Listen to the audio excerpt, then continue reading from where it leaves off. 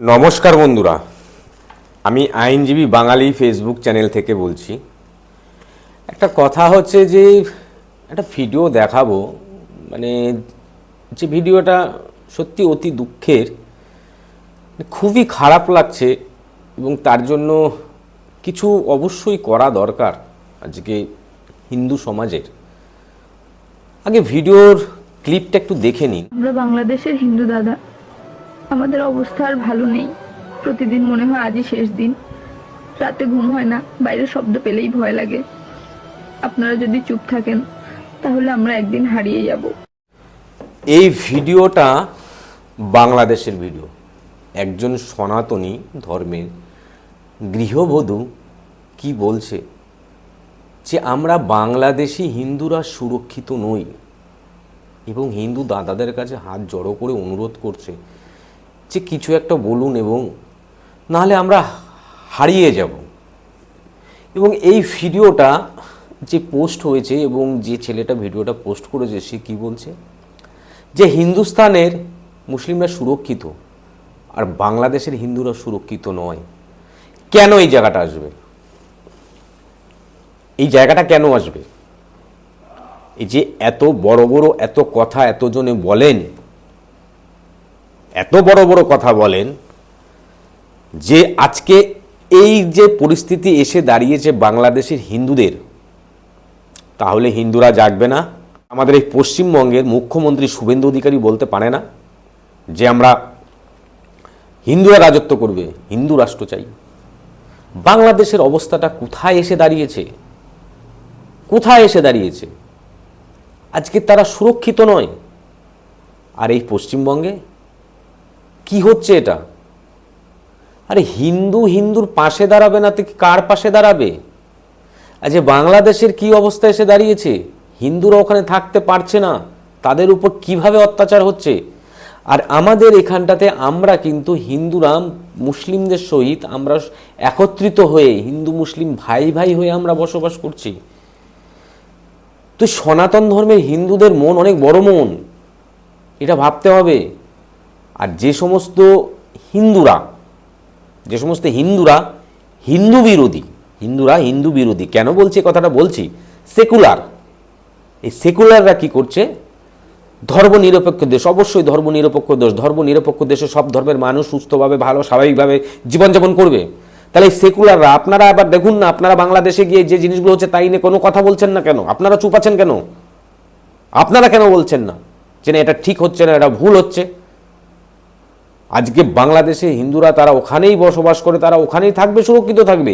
এদেশে মুসলিম সম্প্রদায় সুরক্ষিত থাকবে। বাট যে সমস্ত বাংলাদেশি মুসলিমরা অবৈধভাবে এখানে এসে 4 বছর 5 বছর 10 বছর ধরে বসবাস করছে, তারা তো এদেশের নাগরিক নয়। তা তারা কেন এখানে থাকবে? আর যে সমস্ত অমুসলিম সম্প্রদায়ের মানুষ যারা ওপার বাংলা থেকে পশ্চিমবঙ্গে এসছেন, তাদের একটা কথা বলি শুনুন।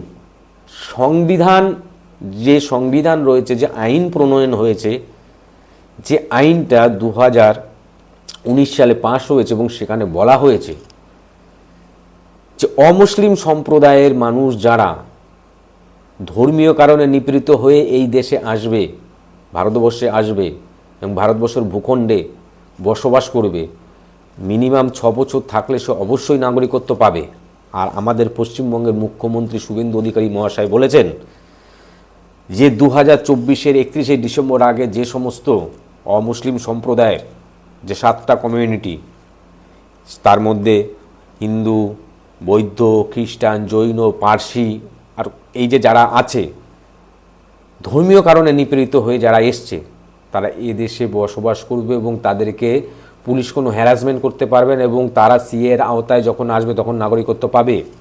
কেউ যদি বলে থাকে যে অনেক কথা বলছে যে ভারতীয় জনতা পার্টি দলিতদের পছন্দ করে না, গরিব মানুষদের পছন্দ করে না, এবং ভারতীয় জনতা পার্টি যেটা আরএসএসের থেকে উৎপত্তি, যদি সেটা হয়ে থাকে তাদের ধারণাটা ভুল। কারণ প্রত্যেকটা হিন্দু এখানকার নাগরিকত্ব পাবে, যেহেতু আইন প্রণয়ন হয়েছে সেই অনুযায়ী তারা পাবে এবং তাদেরকে দিতে বাধ্য, কারণ আইনটা করা হয়েছে। সুতরাং যদি বলা হয়ে থাকে যে না, যে ফর্মটা ফিল আপ, এখানে অনেক অনেক ধরনের বিভিন্ন ধরনের কথা বলবে যে ফর্মটা ফিল আপের জন্য আপনি যে বাংলাদেশে ছিলেন তার একটা ডকুমেন্টস দিন। হতে পারে অনেকে হয়তো ডকুমেন্টস ফেলে দিয়ে চলে এসছে, ভয়ে নিজের জীবন আত্মরক্ষার জন্য, জীবন বাঁচার জন্য পালিয়ে এসছে, কিন্তু তারা হিন্দু সেটা প্রমাণ করতে হবে। সেই প্রমাণ করার অনেক পদ্ধতি আছে, সেই পদ্ধতি অনুযায়ী তারা প্রত্যেকেই নাগরিকত্ব পাবে এবং তার জন্য বিকল্প অবশ্যই দেবে, রাস্তা দেবে না কে বলেছে? এই সেকুলাররা বিভিন্ন ধরনের কথা বলছে। হ্যাঁ, আমি যেটা বলছি সেটা একদম বাস্তবটা বলছি, ধ্রুব সত্য কথা বলছি। হিন্দুরা থাকবে হিন্দুদের পাশে আর হিন্দুরা থাকবে মুসলিমদের পাশে, এটাই ভারতবর্ষে হয় এবং সেই ভারতবর্ষে হিন্দুরাই মুসলিমদের পাশে আছে, বাট বাংলাদেশে হয় না। আজকে যদি বাংলাদেশে হতো এইভাবে, বাংলাদেশে হিন্দু সম্প্রদায় ধীরে ধীরে ধীরে ধীরে বিলুপ্ত হতো না। জানেন কিছু? জানেন 47 সালের পরে যারা ওপার বাংলা থেকে অত্যাচারিত হয়ে এখানে সব কিছু ফেলে পালিয়ে এসছে এখানে, তখন ইন্দিরা গান্ধীর সময়, তখন এখানে তাঁবু দেওয়া হয়েছিল, রিফিউজি। কিভাবে তারা ছিল, কিভাবে তারা বেঁচে ছিল, সেই দিনগুলো তারা ভুলে যাবে? সেই বাংলাদেশে তারা কেউ টিকতে পারেনি। তাদের অনেক বাড়ি ঘর সম্পত্তি পুকুর সব ত্যাগ করে আসতে হয়েছে, এসে এখানে চুন খেটে যেভাবে হোক ধীরে ধীরে ধীরে ধীরে ধীরে ধীরে কিন্তু ডেভেলপ করতে পেরেছে, অনেকে পারেইনি। সেটা ভুলে গেলে চলবে না, সেটা ভুললে চলবে না। সুতরাং এই সেকুলাররা আপনারা যেটা করছেন করুন, আপনারা করছেন করুন, কিন্তু সঠিক পদ্ধতিতে করুন, সঠিক পদ্ধতিতে করুন। হিন্দু মুসলিম ভাই ভাই এটা মেনে এগোতে হবে এবং সেই চেতনা বাংলাদেশেও ঢুকাতে হবে। সেই চেতনা আপনারা ঢুকাচ্ছেন না। আর ভারতীয় জনতা পার্টি সবে ক্ষমতায় এসছে, আসার পরে যে পদক্ষেপগুলো নিচ্ছে, যে সমস্ত দুর্নীতি হচ্ছে সেই দুর্নীতিগুলোকে সামনে তুলে ধরছে এবং কঠোরভাবে সেইগুলো পালন করছে। তো সুতরাং এগুলো ভাবতে হয়।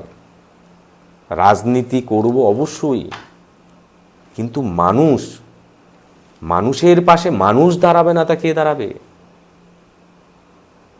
দেখলেন তো এই ভিডিওটার এই অবস্থা। এরকম প্রচুর ভিডিও আছে, প্রচুর। আশা করি বুঝতে পেরেছেন। সকলে ভালো থাকবেন, সুস্থ থাকবেন। নমস্কার।